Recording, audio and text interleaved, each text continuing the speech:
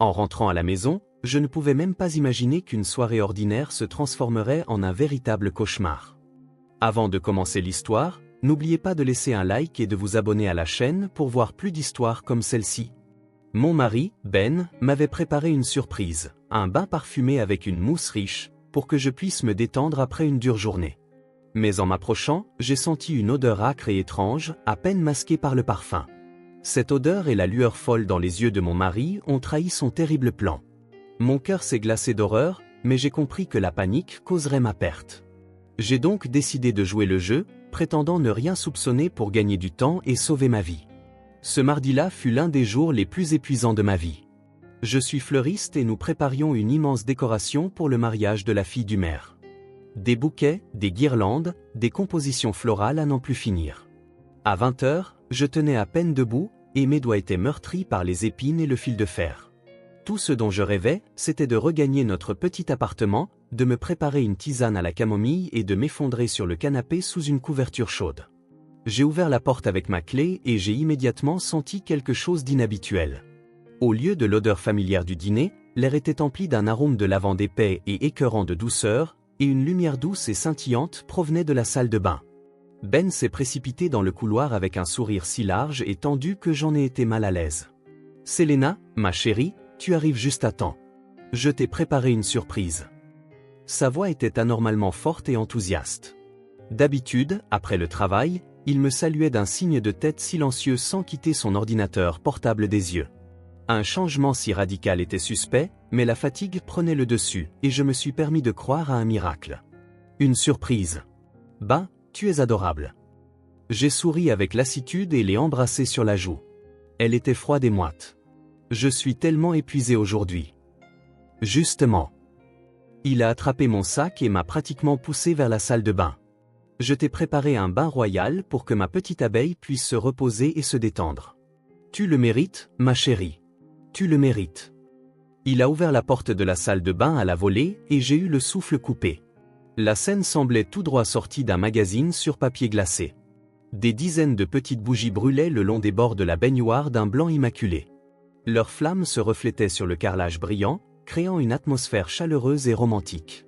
L'eau était recouverte d'une épaisse couche de 10 cm de mousse d'un blanc pur qui sentait la même lavande que j'avais remarquée dans le couloir. Ben, c'est incroyable. Merci, mon cœur, ai-je soufflé, sincèrement. Au début, j'étais vraiment touché. Au cours des 6 derniers mois, notre relation s'était refroidie. Nous nous étions éloignés, avions presque cessé d'avoir des conversations à cœur ouvert. Ben avait perdu son emploi d'ingénieur et n'arrivait pas à en trouver un nouveau. Il restait à la maison, devenant de plus en plus irritable et renfermé. J'essayais de le soutenir, travaillant pour nous deux, mais je sentais un mur grandir entre nous. Et maintenant, ce geste, cela semblait être sa façon de s'excuser, une tentative de retrouver la chaleur que nous avions perdue. Je me suis approché de la baignoire, impatiente de plonger mon corps fatigué dans l'eau chaude. Et à ce moment-là, à travers le parfum épais de la lavande, j'ai capté une autre odeur. Subtile, mais incroyablement âcre, chimique et précise. Elle me rappelait quelque chose de mes cours de chimie à l'école, ou l'odeur de la salle de désinfection. J'ai froncé les sourcils et reniflé. L'odeur était distincte. Elle venait de l'eau. Quelque chose ne va pas, Selena ? La voix de Ben derrière moi m'a fait sursauter. Je me suis retourné. Il se tenait dans l'embrasure de la porte, les bras croisés sur sa poitrine. Son sourire ne semblait plus joyeux. Il était prédateur, figé. Et ses yeux étaient fixés sur chacun de mes mouvements. Ils brillaient d'impatience et d'autre chose, quelque chose de sombre et d'effrayant. Un frisson m'a parcouru l'échine. Non, non. Tout va bien. J'ai essayé de donner à ma voix un ton insouciant. C'est juste que le parfum est très fort. C'est quel genre de mousse ? Spéciale. Relaxante, m'a-t-il coupé, sans changer de posture. Allez, déshabille-toi. L'eau va refroidir. J'ai travaillé dur pour toi. J'ai réglé la température parfaite. Il a dit cela avec insistance, comme s'il donnait un ordre. Et soudain, j'ai compris avec une clarté terrifiante. Pas de relaxation. Il me voulait dans cette eau le plus vite possible. La panique m'a serré le cœur dans un étau de glace. Qu'y a-t-il dans cette eau ? De l'acide. Un réactif quelconque. Pourquoi veut-il faire ça ? L'assurance. notre appartement, dont j'ai hérité de ma grand-mère. Les pensées fusaient dans ma tête comme des oiseaux affolés. J'ai regardé son visage, les muscles de sa mâchoire tendue, la façon dont il serrait nerveusement les poings, et tout doute s'est évanoui. Il ne plaisantait pas. Ce n'était pas une mauvaise blague. Il avait vraiment prévu quelque chose. Et ce cadeau était un piège mortel. Il n'y avait nulle part où fuir. Il était plus grand et plus fort que moi. Et surtout, il bloquait la seule sortie de la petite salle de bain. Crier? Qui m'entendrait? Les voisins étaient toujours à leur datcha, et nos murs étaient épais. Non, je devais agir différemment, avec ruse. Je me suis forcé à sourire, le regardant droit dans les yeux.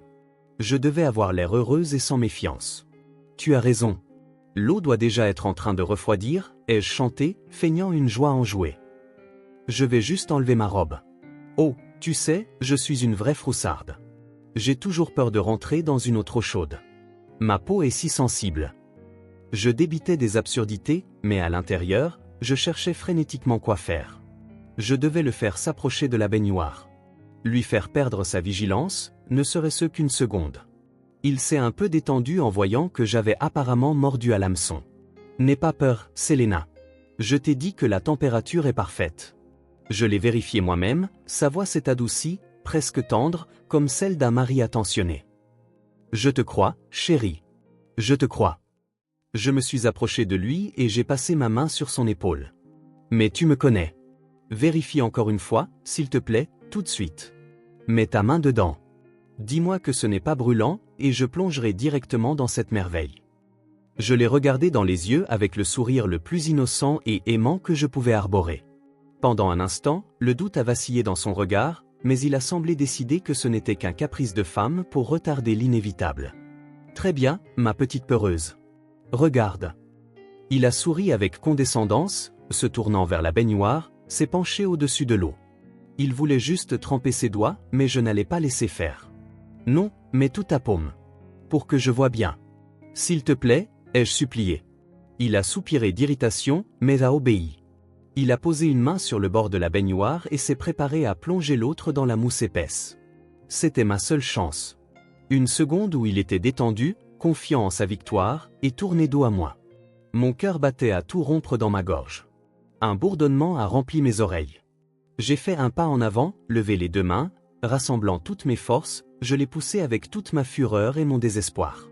Dans cette poussée, j'ai mis toute ma peur, toute la douleur de notre mariage en ruine et mon refus de mourir dans ce bain maudit. Oh, Ben, pardon. J'ai glissé, ai-je crié pour faire passer ça pour un accident ridicule. Il n'a même pas eu le temps de se retourner. Son corps est tombé comme une masse dans l'eau. Des éclaboussures ont giclé partout, grésillant en touchant les bougies et les éteignant. Mais au lieu du bruit habituel d'un plongeon et d'un cri indigné, la salle de bain s'est remplie d'un hurlement inhumain, à fendre l'âme. C'était le cri d'une douleur infernale et inimaginable. L'eau autour de lui a immédiatement sifflé et bouillonné, et la mousse blanche et épaisse s'est rapidement transformée en une boue brune et sale, libérant dans l'air une vapeur âcre et suffocante. Je suis resté figé, la main sur la bouche pour m'empêcher de hurler à mon tour. Le son que mon mari émettait n'était pas seulement un cri de douleur. C'était le hurlement d'une bête blessée, plein de désespoir et d'agonie. L'odeur dans la salle de bain est devenue insupportable. Un mélange caustique de lavande, de chair brûlée et de quelque chose d'acide me brûlait les yeux et me serrait les poumons. Je regardais l'eau bouillonnante s'assombrir sous mes yeux, dévorant la mousse immaculée, comme hypnotisé. À ce moment-là, mon cerveau, paralysé par l'horreur, s'est enfin remis en marche. Je n'étais pas sauvé. J'avais seulement retardé ma mort et j'étais piégé. J'étais dans l'appartement, seul avec l'homme qui venait d'essayer de me tuer. Et maintenant, il était en proie à une rage et une douleur indescriptibles. Titubant, j'ai reculé, je suis sorti en courant de la salle de bain, sans réfléchir, j'ai claqué la porte. En tournant le verrou fragile, je me suis appuyé contre la porte, le dos collé, et mon corps s'est mis à trembler violemment. Les cris ne s'arrêtaient pas. Il se débattait dans la baignoire, et j'entendais des coups sourds de son corps heurtant les parois en fonte et des jurons désespérés et gargouillants dirigés contre moi. Mes doigts tremblaient si fort que j'ai à peine réussi à sortir mon téléphone de la poche de mon jean. Qui appelait? La police? Qu'est-ce que je leur dirais? Bonjour, mon mari m'a préparé un bain d'acide et je l'ai accidentellement poussé dedans. Il me croirait folle, penserait que j'avais tout mis en scène moi-même. Une ambulance? Oui, une ambulance. Il avait besoin d'aide. Et ensuite je verrai. J'ai composé le 911, et la voix glaciale et calme de l'opératrice à l'autre bout du fil m'a semblé venir d'un autre monde. Service d'urgence, quelle est votre urgence? À l'aide, ai-je croassé, ne reconnaissant pas ma propre voix. Mon mari, il est dans la baignoire. Il est très mal. Il crie. Qu'est-ce qu'il a? Il est tombé. Il fait une crise. Il est dans l'eau. Il y a quelque chose dans l'eau. Ça siffle. S'il vous plaît, dépêchez-vous. J'ai donné notre adresse et la femme m'a assuré qu'une équipe était déjà en route. Après avoir raccroché, j'ai réalisé que je ne pouvais pas rester là. Les cris de Ben faiblissaient, se transformant en gémissements étouffés et gutturaux. Je devais fuir. Mais avant de partir, je devais comprendre. Comprendre quoi? Qu'avais-je fait de mal? Pourquoi voulait-il m'ôter la vie d'une manière aussi monstrueuse? La réponse devait se trouver quelque part ici, dans cet appartement. Son téléphone. Il le laissait toujours en charge dans la chambre. Poussé par cette pensée, j'ai marché sur la pointe des pieds, comme si j'avais peur de réveiller un démon, jusqu'à notre chambre. Il était là, posé sur la table de nuit, l'écran allumé. Je connaissais son mot de passe, la date de notre rencontre. Ironique, n'est-ce pas? Mes mains tremblaient encore, mais j'ai entré les 4 chiffres. L'écran s'est déverrouillé, révélant la dernière chose qu'il avait ouverte, une conversation sur une messagerie. Le nom du contact m'a fait sursauter. Sarah. Je ne connaissais aucune Sarah. L'avatar était provocateur, une blonde très maquillée avec un sourire prédateur. J'ai ouvert la discussion. Ce que j'ai lu était pire que n'importe quel cri venant de la salle de bain. C'était une chronique détaillée et cynique de mon meurtre planifié. Des centaines de messages. Hey, ta petite sorcière arrive bientôt, t'as tout préparé comme j'ai dit, cette alcali agira instantanément. L'important c'est qu'elle ne se doute de rien. Sois doux avec elle comme au premier jour, elle va fondre. Mes yeux parcouraient les lignes, refusant de croire ce qui se passait. Grâce à leur conversation, j'ai tout appris. Apparemment, Ben jouait à des paris clandestins depuis 6 mois et avait perdu une somme énorme, plus d'1 million. Il avait emprunté l'argent à des gens très sérieux, et la date limite était passée depuis une semaine. Cette Sarah, sa maîtresse, à qui il devait apparemment aussi de l'argent, avait élaboré le plan parfait. Ma mort passerait pour un accident. Personne ne se douterait de rien. Un mari aimant prépare un bain relaxant pour sa femme, et le cœur de la pauvre femme ne supporte pas l'eau chaude. Et après ma mort, l'appartement de ma grand-mère, lui reviendrait en tant que seul héritier. Il le vendrait, rembourserait les dettes et partirait avec cette Sarah pour commencer une nouvelle vie. Fais ça proprement, chaton, écrivait-elle. Ensuite, on vendra sa bicoque et on s'envolera pour Bali. On boira des cocktails sur la plage en se moquant de cette idiote. Idiote. Ce mot résonnait dans ma tête. Je n'étais qu'une idiote pour lui, un obstacle sur le chemin d'une vie heureuse avec une autre femme. Toute notre vie, nos 8 années de mariage, tous ses vœux d'amour, tout était un mensonge. Il ne voulait pas seulement me tuer. Il voulait m'effacer comme une erreur agaçante. D'en bas est venu le son de l'interphone, puis des coups forts à la porte. Ambulance, ouvrez. J'ai sursauté, laissant tomber le téléphone. Il est tombé sur le tapis, mais l'écran ne s'est pas éteint, brillant toujours de cette terrible conversation. Je me suis précipité dans le couloir et j'ai ouvert la porte. 2 grands ambulanciers avec une civière sont entrés, suivis de 2 policiers. « Où est le patient ?» a demandé l'un d'eux d'un ton sec.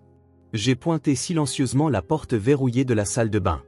Les gémissements de l'intérieur avaient presque cessé. L'officier a tiré la poignée. Verrouillé. Mademoiselle, ouvrez. Je ne peux pas, ai-je chuchoté. Il est là-dedans. Sans un mot de plus, le policier aux larges épaules a défoncé la porte fragile d'un seul coup de pied. La salle de bain empestait une chaleur et une puanteur si forte que tout le monde a reculé. Je ne voulais pas regarder, mais je ne pouvais pas détacher mes yeux. Ils l'ont sorti de la baignoire. Il était inconscient. Ses vêtements et sa peau n'étaient plus qu'une masse carbonisée et déchiquetée. Ils l'ont mis sur la civière, l'ont couvert d'un drap et l'ont rapidement transporté vers la sortie. Je suis resté figé dans le couloir quand le plus jeune policier s'est approché de moi. « Vous allez devoir venir avec nous, madame. Il faudra faire une déposition. Cet accident semble très suspect. » J'ai hoché la tête, incapable de dire un mot. Ma maison était devenue une scène de crime. Mon mari, un monstre. Ma vie, brisée. Alors que les ambulanciers emportaient la civière de Ben, je me suis soudain souvenu du téléphone. Je suis retourné dans la chambre pour le prendre. C'était ma seule preuve. Je l'ai ramassé sur le tapis, et à ce moment précis, l'écran s'est rallumé. Un nouveau message d'elle, Sarah. Seuls 3 mots sont apparus à l'écran, glaçant le sang dans mes veines. 3 mots pleins d'attente impatiente et de délices. Prêt, chaton? Je fixais ces 3 mots et le monde autour de moi s'est réduit à l'écran lumineux dans mes mains. Alors, chaton, prêt? Cette question, si ordinaire et enjouée, était une condamnation à mort qui n'avait jamais été exécutée. Sarah, cette femme que je n'avais jamais vue, attendait des nouvelles de ma mort.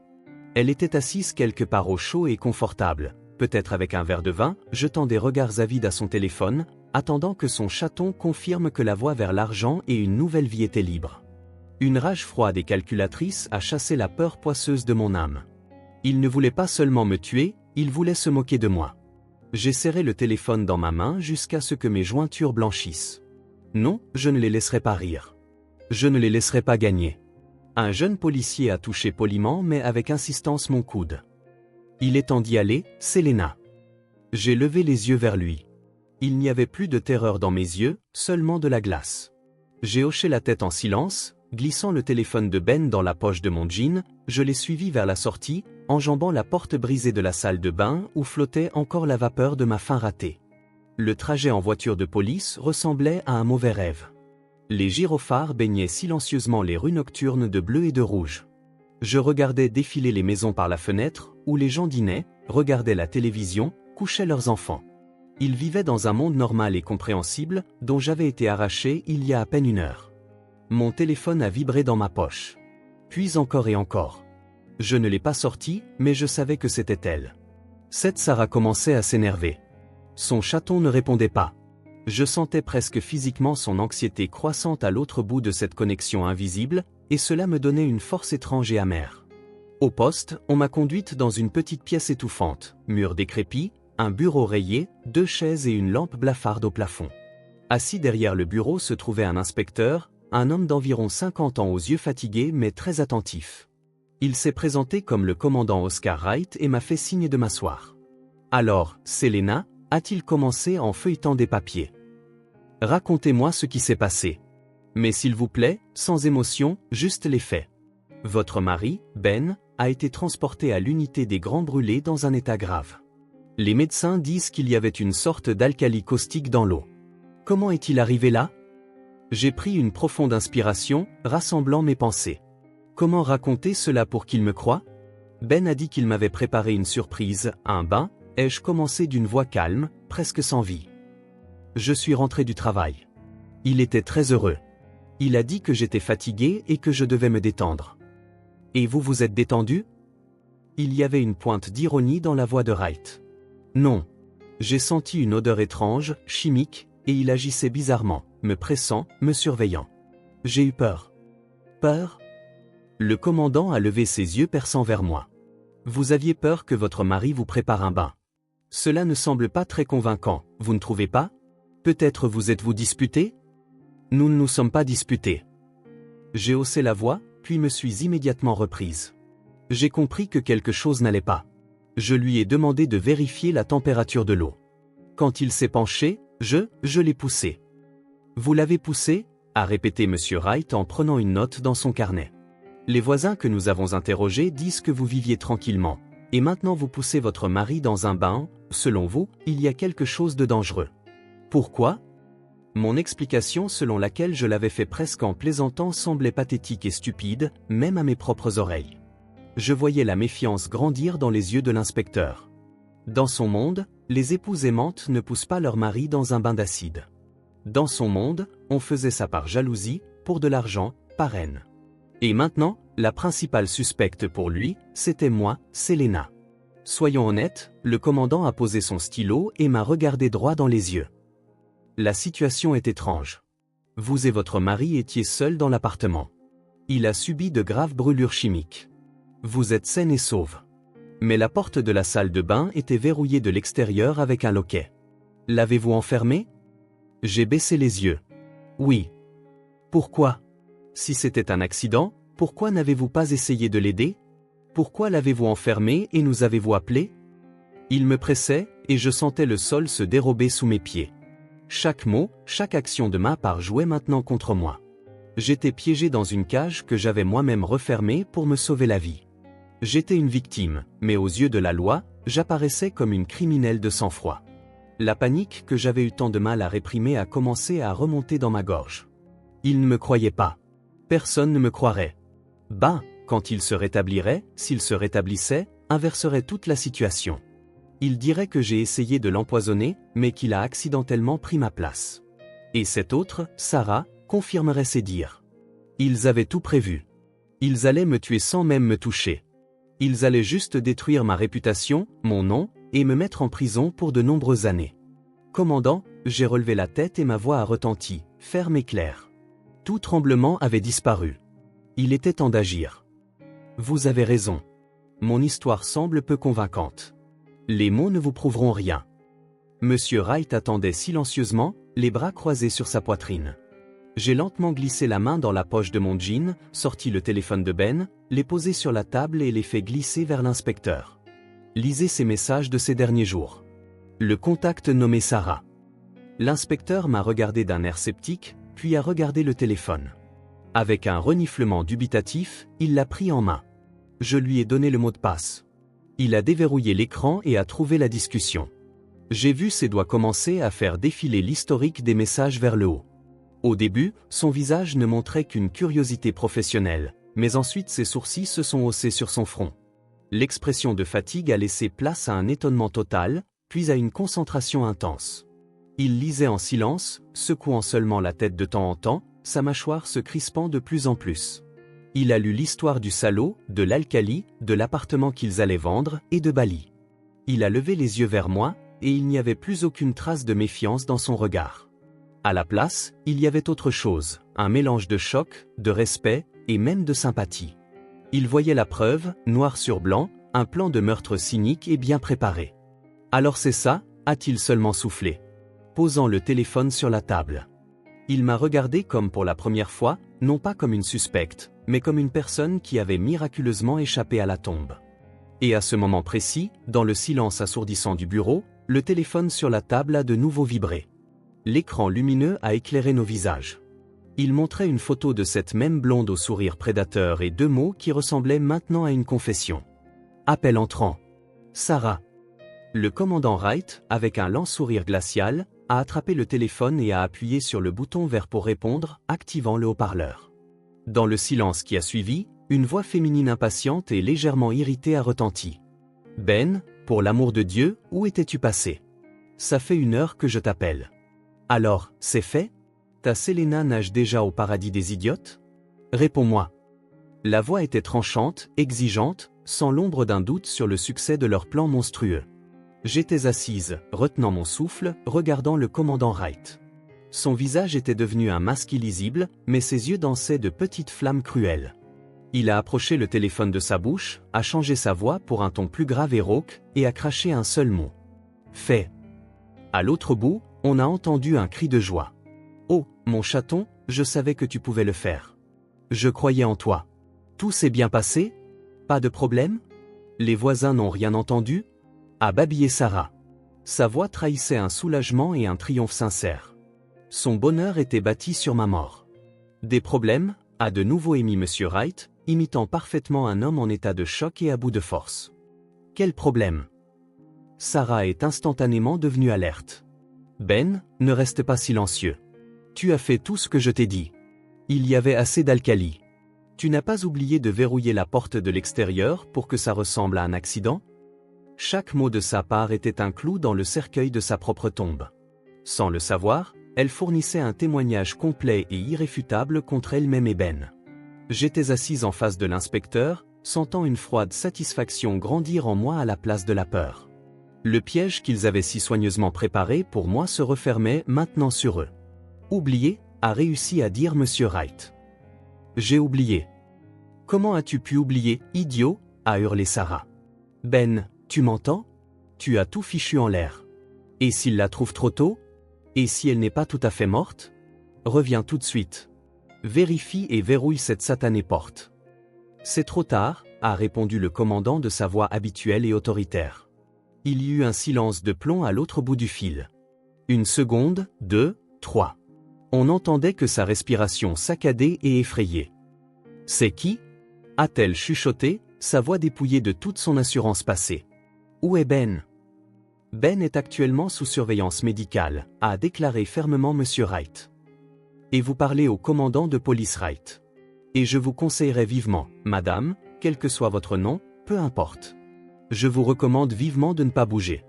Une équipe d'intervention est déjà en route vers l'adresse d'où vous appelez. » Il ne connaissait pas son adresse. C'était du pur bluff, mais parfaitement calculé.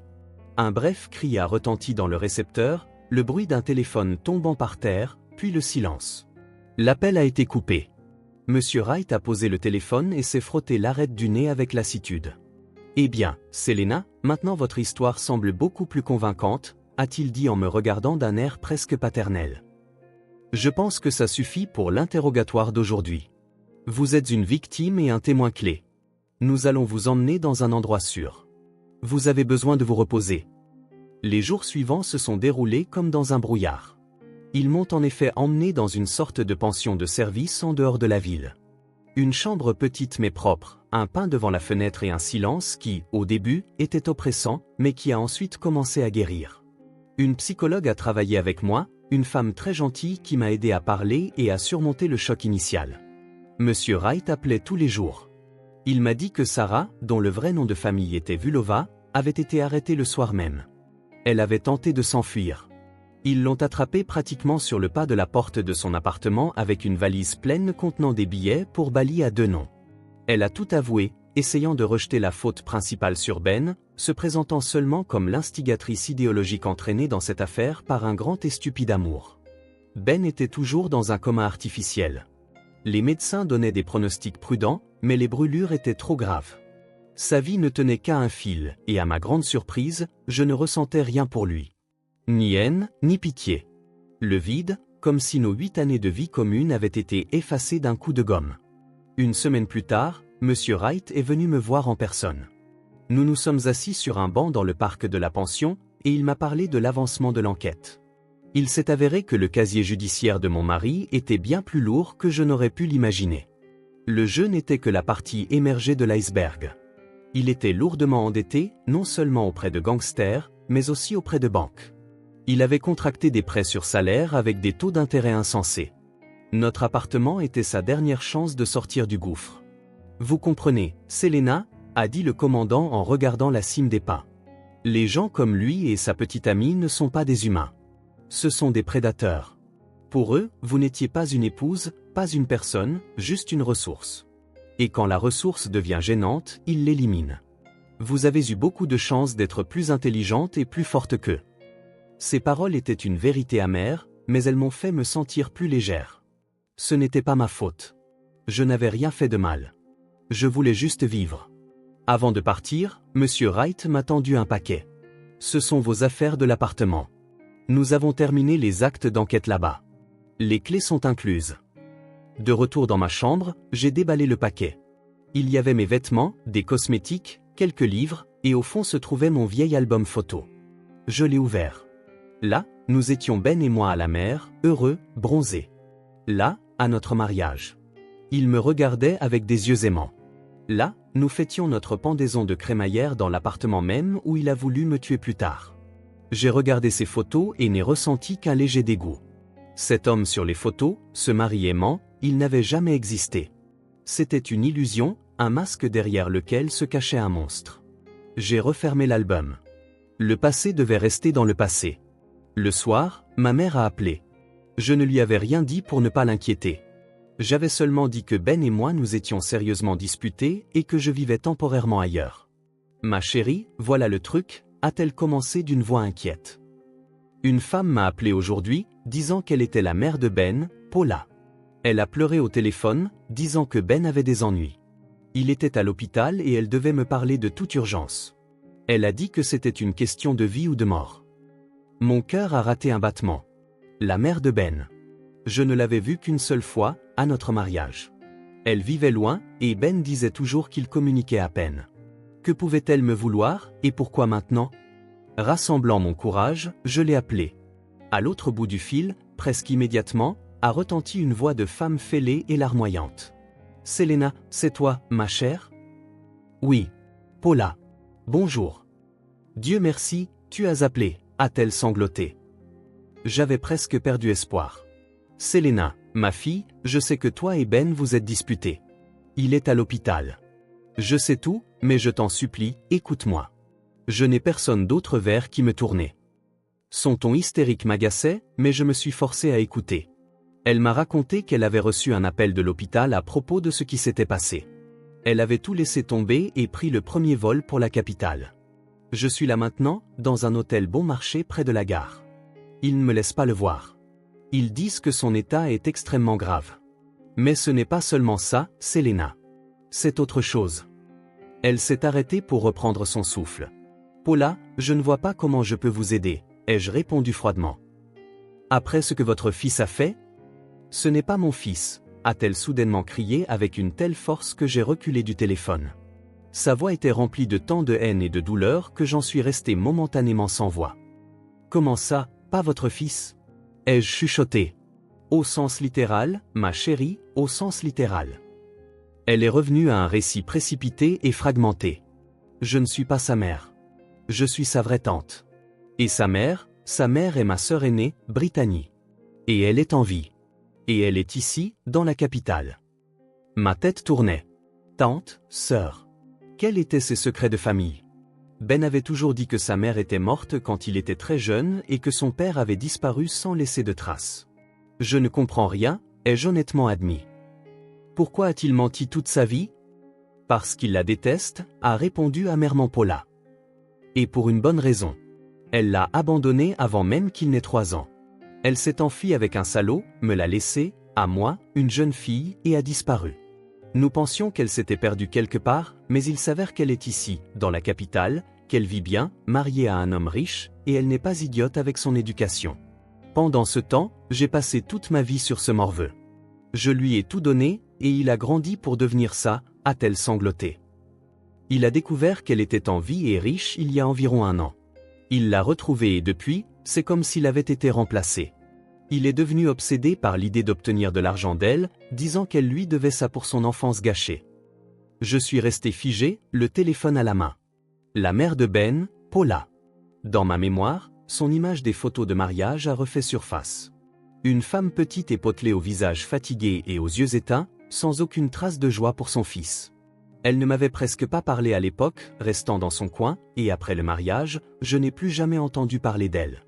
Ben balayait toujours mes questions à son sujet, disant qu'ils avaient une relation compliquée, qu'elle vivait dans son propre monde et qu'il valait mieux ne pas la déranger. Et maintenant que son fils était devenu un morceau de chair carbonisée, suspendu entre la vie et la mort, elle apparaissait soudainement. Une question de vie ou de mort. Cette phrase résonnait dans mon esprit, suscitant de mauvais pressentiments. Mais qu'est-ce que ça a à voir avec moi? Ai-je demandé, ne comprenant toujours pas les motivations de sa mère, ou plutôt de sa tante. Pourquoi me racontez-vous tout ça?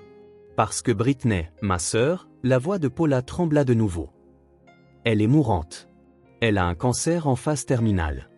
Les médecins lui ont donné au plus quelques mois, et elle veut laisser tout son héritage à Ben.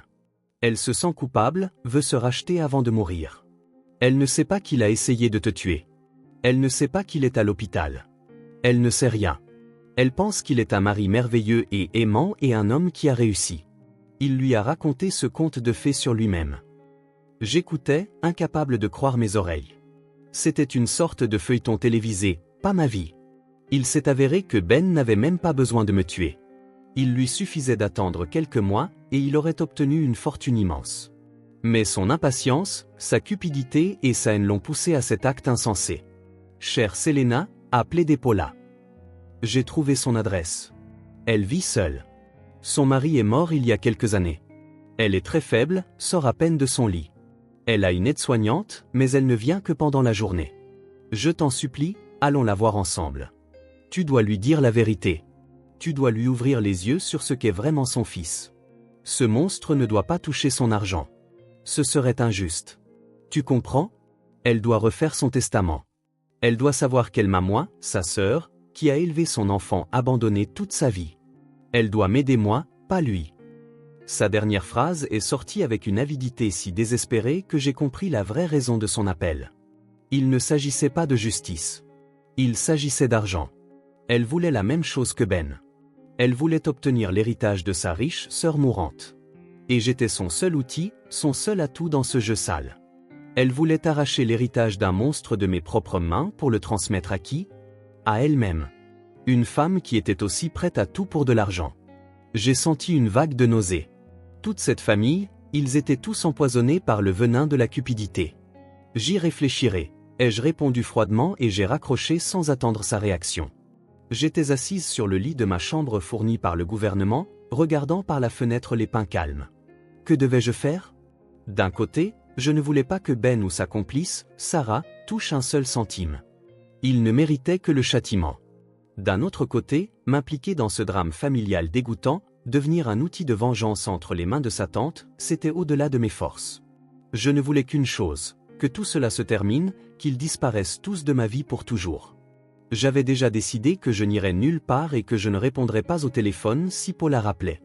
Mais le soir, en regardant les informations sur la petite télévision du hall, j'ai vu un reportage.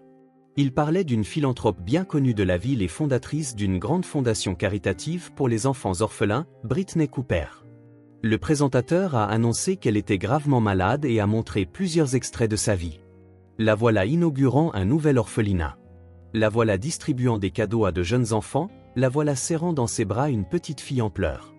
Son visage était incroyablement beau et inspiré, et une telle bonté se lisait dans ses yeux que j'en ai eu le souffle coupé. C'était elle, la mère de Ben, une femme qui avait passé toute sa vie à essayer d'expier son péché en aidant d'autres enfants abandonnés. Et à ce moment-là, j'ai réalisé que je ne pouvais pas rester à l'écart. Je ne pouvais pas laisser son nom lumineux et son argent, qui pourrait sauver des centaines d'autres vies d'enfants, tomber entre les mains d'un monstre. Je devais lui dire la vérité. J'ai trouvé le numéro de téléphone de la fondation caritative de Brittney Cooper en ligne. À la fille qui a répondu, j'ai dit que j'appelais pour une affaire très personnelle et urgente concernant sa fondatrice. Au début, il ne voulait pas me parler, invoquant l'état de santé de Brittney Cooper, mais j'ai été insistante. Je n'ai pas dit qui j'étais, je me suis simplement présenté comme quelqu'un détenant des informations importantes sur sa famille. Apparemment, il y avait quelque chose dans ma voix qui a poussé la secrétaire à me mettre en relation avec l'assistante de Cooper. Ensuite, dans les grandes lignes, sans entrer dans les détails sanglants, j'ai expliqué que son fils Ben n'était pas celui qu'il prétendait être et qu'avant de prendre des décisions importantes, sa mère devait connaître la vérité. À ma grande surprise, ils ont accepté de me voir. La rencontre a été fixée pour le lendemain dans sa maison de campagne. J'ai appelé le commandant Oscar et lui ai expliqué la situation. Il a froncé les sourcils mais a compris mes motivations. « Allez-y, Selena » a-t-il dit après une longue pause. « Mais soyez prudente. J'enverrai un officier en civil avec vous en renfort. Il restera en dehors du périmètre, mais nous serons en contact au cas où. » Je n'ai pas appelé Paula. Je ne voulais pas qu'elle vienne avec moi. C'était ma conversation, et ses intérêts égoïstes n'y avaient pas leur place. La maison de Brittney Cooper se trouvait dans un village d'élite et ressemblait à un château de contes de fées, haute clôture, jardin bien entretenu, pelouse parfaite. Une femme sévère d'âge mûr, la même assistante à qui j'avais parlé au téléphone, m'a accueilli et m'a conduite à l'intérieur. L'intérieur était lumineux, spacieux, mais sans luxe ostentatoire. Tout parlait de bon goût et de calme dignité. Brittney elle-même m'attendait dans un grand fauteuil près de la fenêtre panoramique donnant sur le jardin. Elle était très mince, presque translucide, enveloppée dans une couverture en cachemire. Mais ses yeux, ils étaient exactement comme sur les photos du journal télévisé, radieux, gentils et pleins d'une tristesse incommensurable. « Bonjour » dit-elle d'une voix calme et claire. « Entrez, je vous en prie, asseyez-vous. Je m'appelle Brittney. Et vous êtes » ? Selena, ai-je répondu en m'asseyant sur le canapé en face d'elle. Mon cœur battait la chamade. Comment commencer cette conversation? Comment dire à cette femme lumineuse et mourante que son fils adoptif était un monstre? Elle me regardait avec une chaude curiosité, et j'ai compris qu'elle n'avait aucune idée de qui j'étais. Pour elle, j'étais juste une étrangère. Britt, je suis la femme de Ben, ai-je finalement réussi à dire. Le sourire s'est lentement effacé de son visage. Elle m'a longuement regardé, m'étudiant, et une tension est apparue dans son regard. Sa femme? Mais Ben a dit qu'il viendrait me présenter à vous la semaine prochaine. Il a dit que vous étiez parti voir vos parents. Pourquoi êtes-vous ici seul? Parce que Ben ne pouvait pas venir. J'ai pris une profonde inspiration. Il est à l'hôpital, en soins intensifs, dans un état grave. Son corps fragile a tressailli. Elle a pressé une main sur sa poitrine. Quoi? Qu'est-ce qui lui est arrivé? Un accident? Non, pas un accident. J'ai secoué la tête, rassemblant mon courage. Britney, ce que je vais vous dire est horrible, mais vous devez le savoir. Votre fils, il a essayé de me tuer. Il m'a préparé un bain rempli d'alcali. Je n'ai survécu que par miracle, parce que je l'ai poussé dedans à ma place. Je parlais et elle me regardait, son visage se transformant progressivement en un masque blanc. Ses yeux, qui brillaient de chaleur quelques instants auparavant, se sont remplis d'une telle horreur et d'une telle douleur que cela m'a effrayé aussi. Elle n'a pas dit un mot. Ses doigts se sont juste crispés sur les accoudoirs de son fauteuil. Je lui ai tout raconté sur les dettes, les paris clandestins, sa maîtresse Sarah, et leur plan cynique de vendre mon appartement et de s'envoler pour Bali. Je lui ai parlé de son propre appel à l'inspecteur. J'ai parlé longtemps, et elle a écouté en silence, tandis que de grosses larmes silencieuses roulaient sur ses joues parcheminées. Quand j'ai enfin terminé, un lourd silence s'est installé dans la pièce. Alors c'était ça, a-t-elle chuchoté enfin. C'est pour ça qu'il avait besoin de moi. Pas pour le pardon, mais pour l'argent.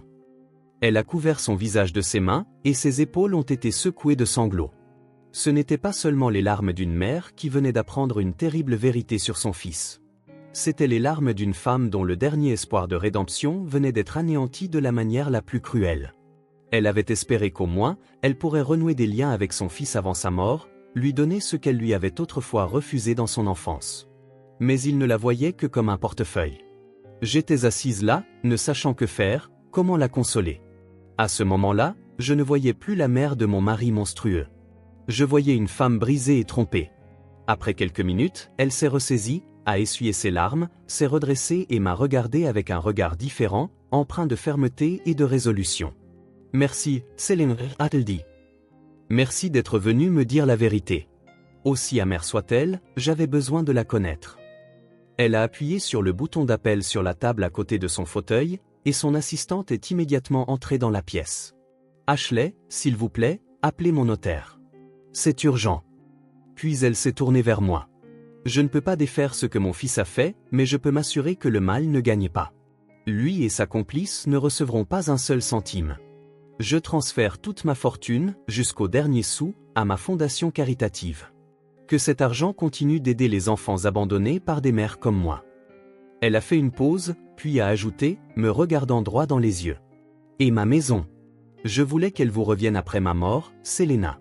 Considérez cela comme ma réparation pour l'horreur que vous avez endurée à cause de lui. À cause de moi. Vous n'avez plus d'endroit où vivre, n'est-ce pas? Votre appartement est une scène de crime. Je comprends à quel point il serait difficile pour vous d'y retourner. S'il vous plaît, ne refusez pas. C'est important pour moi. Je voulais protester, mais en regardant dans ses yeux, j'ai vu que c'était vraiment important pour elle. C'était sa façon de rétablir la justice. Et j'ai hoché la tête. Ben est mort à l'hôpital 2 semaines plus tard, sans jamais avoir repris connaissance. Sarah et ses complices, ceux à qui mon mari devait de l'argent, ont été jugés pour tentative de meurtre et complot. Elle a été condamnée à 12 ans de prison de haute sécurité. Paula, sa tante, en apprenant qu'il n'y aurait pas d'héritage, a tout simplement disparu. Elle n'a plus jamais appelé. Britney Cooper a vécu encore 3 mois. Nous nous sommes vus presque tous les jours. Nous avons beaucoup parlé, nous nous sommes promenés dans le jardin, et elle m'a raconté sa vie, les erreurs qu'elle avait passées ces derniers jours à essayer d'expier. Elle est devenue quelqu'un de cher pour moi, un mentor sage qui m'avait toujours manqué. Elle est décédée tranquillement dans son sommeil. Je l'ai enterrée à côté de son mari et j'ai plus tard hérité de ses biens. Je n'ai pas emménagé dans son immense maison. Je l'ai vendue, comme elle le souhaitait, j'ai transféré la majeure partie de l'argent à sa fondation pour enfants. Je n'ai gardé qu'une petite partie pour moi, juste assez pour acheter un petit mais confortable appartement dans un quartier calme et verdoyant, et pour ouvrir ma propre petite entreprise, une minuscule boutique de fleurs dont j'avais toujours rêvé. Parfois, en triant les pétales délicats des roses ou en arrangeant un bouquet, je me souviens de cette soirée épouvantable. Mais cela ne me paralyse plus. C'est devenu une partie de mon histoire, une leçon amère qui m'a rendue plus forte. J'ai survécu. J'ai traversé l'enfer sans me briser. Et maintenant, quand je me regarde dans le miroir, je ne vois plus une victime. Je vois une femme qui a trouvé la force de tout recommencer. Et je sais avec certitude que cette nouvelle vie sera heureuse. Merci beaucoup d'avoir écouté mon histoire jusqu'au bout. Il m'a été très difficile de la raconter, mais je crois que même dans les circonstances les plus sombres, on peut trouver un chemin vers la lumière.